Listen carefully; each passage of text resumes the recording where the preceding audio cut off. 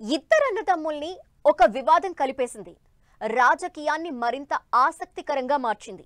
ఉప్పు నిప్పులా ఉన్న ఠాక్రే బ్రదర్స్ యుద్ధం కలిసి మొదలుపెట్టారు. ఇకపై కలిసే నడుస్తామని అంటున్నారు. దీంతో మహారాష్ట్ర పాలిటిక్స్ కొత్త మలుపు తీసుకున్నాయి. అసలు మహారాష్ట్రలో భాషా వివాదం ఎలా, ఎందుకు మొదలైంది? ఈ ఇద్దరిని ఎలా కలిపింది? భవిష్యత్ రాజకీయాన్ని ఎలా మార్చబోతోంది? అన్నాదమ్ములు కలిసి చేస్తున్న యుద్ధం వెనుక అసలు వ్యూహం ఏంటి?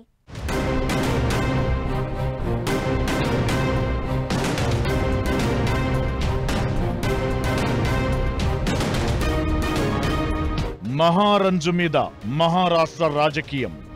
ఠాక్రే బ్రదర్స్ ను కలిపిన భాషా వివాదం. అసలు మహారాష్ట్రలో వివాదం ఏంటి? ఆ వివాదం ఈ ఇద్దరిని ఎలా కలిపింది?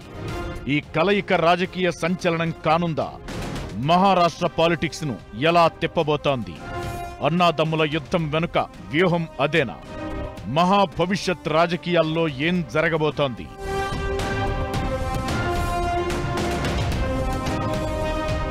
దేశంలో మిగతా రాష్ట్రాల్లో రాజకీయాలంతా ఒకెత్తు, మహారాష్ట్ర పాలిటిక్స్ మరో ఎత్తు. కనిపించే పోటీ, మారిపోయే పొత్తులు, అంతకు మించి రాజకీయ ఎత్తులు మహారాజకీయాన్ని ఎప్పుడూ రగిలిస్తూనే ఉంటాయి.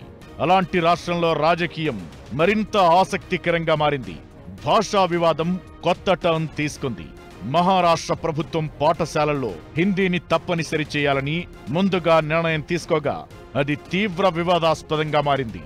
హిందీని బలవంతంగా రుద్దే ప్రయత్నం చేస్తున్నారంటూ రాష్ట్ర వ్యాప్తంగా వ్యతిరేకత కనిపించింది. పట్టణాల్లో, పరిపాలనా ప్రదేశాల్లో మరాఠీని నిర్లక్ష్యం చేస్తున్నారంటూ నిరసనలు కొత్తేం కాదు. హిందీ భాషను స్కూళ్లలో తప్పనిసరి చేయాలన్న నిర్ణయంతో వివాదం మరింత ముదిరింది. అయితే ఈ నిర్ణయాన్ని వెనక్కి తీసుకుంటూ మహా సర్కార్ నిర్ణయం తీసుకున్నా నిరసనలు ఆగడం లేదు సరికదా. ఠాక్రే బ్రదర్స్ ను కలిపి వివాదం కొత్త మలుపు తీసుకుని రాజకీయాన్ని రగిలించింది. భాషా వివాదంతో 20 ఏళ్ల పాటు తూర్పు పడమరలుగా దూరంగా ఉన్న ఠాక్రే బ్రదర్స్ ఇప్పుడు కలిసిపోయారు. ఒకే వేదికను పంచుకున్నారు.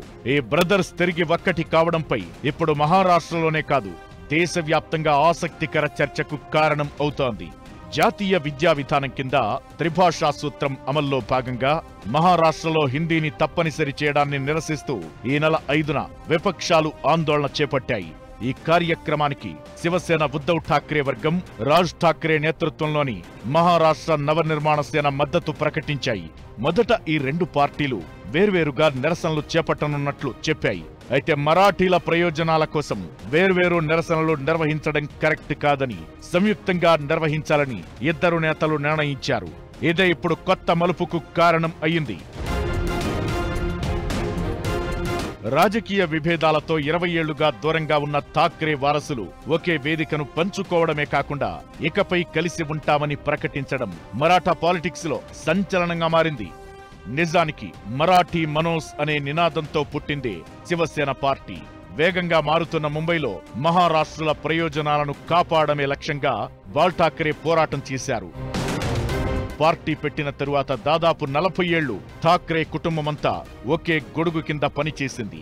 అయితే 2006 తరువాత పరిస్థితులు మారిపోయాయి. శివసేన నుంచి విడిపోయి మహారాష్ట్ర నవనిర్మాణ సేన పేరుతో రాజ్ ఠాక్రే పార్టీని స్థాపించారు. అప్పట్నుంచి మరాఠీ ఓటు బ్యాంకు చీలిపోవడం స్టార్ట్ అయింది. 2022 తరువాత శివసేన పరిస్థితి మరింత మారింది. పార్టీ సింబల్ షిండే వర్గానికి వెళ్లిపోయింది. దీంతో బాల్ ఠాక్రే వారసత్వంపై నిజమైన యాజమాన్యం కోసం ఉద్ధవ్ రాజకీయ పోరాటం చేస్తున్నారు. ఇకటు ఎంఎన్ఎస్ రాజకీయ ప్రాబల్యం కూడా కొన్నేళ్లుగా తగ్గుతోంది.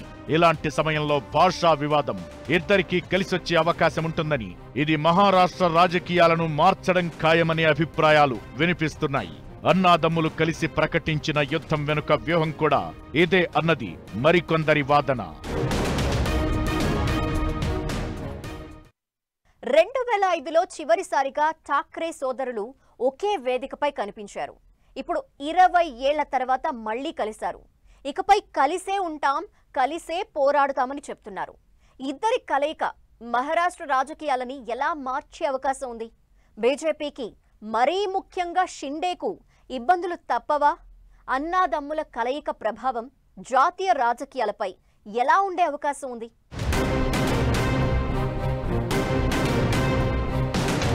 మరాఠీ ఓటు బ్యాంకును ఏకం చెయ్యడం, బీజేపీ షిండే కూటమిని దెబ్బతీయడం, ఎంఎన్ఎస్ కు గత వైభవం తీసుకురావడం.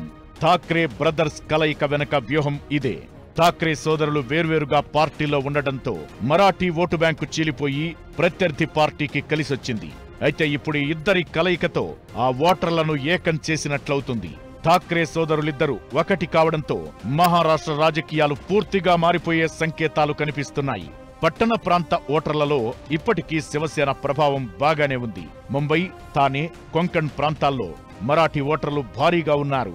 ఇప్పుడు అన్నాదమ్ముల కలయికతో వాళ్లంతా ఒక్కటయ్యే అవకాశముంది. అది బీజేపీ షిండే సర్కార్కు ఇబ్బందిగా మారడం ఖాయం. మరాఠీ ఓటర్లంతా ఏకమైతే రాబోయే అసెంబ్లీ ఎన్నికలతో పాటు పార్లమెంటు ఎన్నికల్లోనూ ప్రభావం పడే ఛాన్స్ ఉంటుంది. ఇదంతా ఎలా ఉన్నా షిండేను పర్సనల్ గా దెబ్బతీసే అవకాశముందనే అభిప్రాయాలు వినిపిస్తున్నాయి. శివసేనలో తిరుగుబాటు కారణంగా తనపై పడిన ముద్రను తొలగించుకోవడానికి ఆయన ప్రయత్నిస్తున్నారు. ఇప్పుడు ఠాక్రే సోదరుల కలయికతో అది మరింత బలపడే అవకాశముంటుందన్న వాదన వినిపిస్తోంది.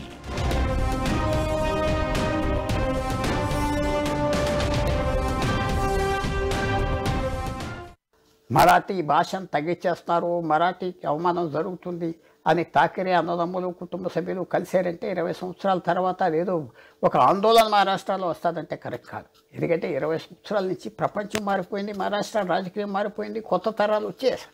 దాంతోపాటు వీళ్ళ విరోధం చిన్న విరోధం కాదు, వాళ్ళు చాలా డీప్గా విరోధం చేసుకుని ఒకరినొకరు తగ్గించుకుంటూ వచ్చారు. తర్వాత మొన్న ఎలక్షన్స్లో ఉద్ధవ్ ఠాక్రే పూర్తిగా ఆయన పార్టీ ఓడిపోయి అసలు పొజిషన్లో లేరు. రాజ్ ఠాక్రేకి ఫౌండింగ్ చేసి పార్టీ 20 సంవత్సరాల నుంచి తగ్గిపోతా వచ్చాడు. ఇకటు త్వరలో మహారాష్ట్రలో మున్సిపల్ ఎన్నికలు జరగబోతున్నాయి. ఇలాంటి సమయంలో ఠాక్రే సోదరుల కలయిక బీజేపీకి సవాల్గా మారే ఛాన్స్ ఉంటుంది. ఈ పరిణామంతో పట్టణ ఓటర్లు, మరీ ముఖ్యంగా బృహన్ ముంబై కార్పొరేషన్లో పట్టు కోల్పోకుండా చూసుకోవడం బీజేపీ షిండే సర్కార్ ముందున్న అతిపెద్ద సవాల్. ఇక ఈ ఇద్దరి కలయికకు నేషనల్ పాలిటిక్స్ ను కూడా డిసైడ్ చేస్తుంది.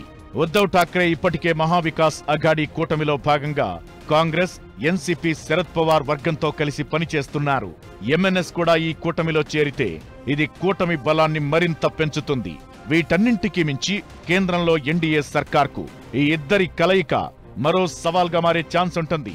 త్రిభాషా విధానాన్ని వెనక్కి తీసుకోవాలని విపక్షాలు మరింత బలంగా నినదించే ఛాన్స్ ఉంటుంది. ఇప్పటికే తమిళనాడులో స్టాలిన్ సర్కార్ పోరాటం మొదలుపెట్టగా ఇప్పుడు ఠాక్రే బ్రదర్స్ కంటిన్యూ చేస్తే బీజేపీ మీద మరింత ఒత్తిడి పెరిగే ఛాన్స్ ఉంటుందనే అభిప్రాయాలు వినిపిస్తున్నాయి. ఠాక్రే బ్రదర్స్ కలయికతో ఆ రెండు పార్టీలకు లాభాలే కాదు, సవాళ్లు కూడా ఎదురయ్యే అవకాశముంటుంది. తన ఓటు బ్యాంక్ అయిన ముస్లింలను బద్ధశత్రువులుగా చూసే రాజ్ ఠాక్రేతో ఉద్ధవ్ చేతులు కలిపితే పార్టీ పరిస్థితేంటని కాంగ్రెస్ ఆలోచనలో పడే ఛాన్స్ ఉంటుంది. వీటన్నింటికీ మించి సోదరుల కలయిక అంత ఈజీ కాదు. రాజ్ ఉద్ధవ్ వైఖరి పూర్తిగా భిన్నం. ఒకరు దూకుడు మీద కనిపిస్తే మరొకరి నిర్ణయాలు సాగదీసినట్లు ఉంటాయి. వీటన్నింటికీ మించి గ్రౌండ్ లెవెల్లో గత గాయాలను మర్చిపోయి శివసేన ఎంఎన్ఎస్ క్యాడర్ అంత ఈజీగా కలిసిపోయే ఛాన్స్ లేదు. దీంతో ఇద్దరు అన్నదమ్ముల పొత్తు ఎలా సాగుతుందన్నది మరింత ఆసక్తి రేపుతోంది.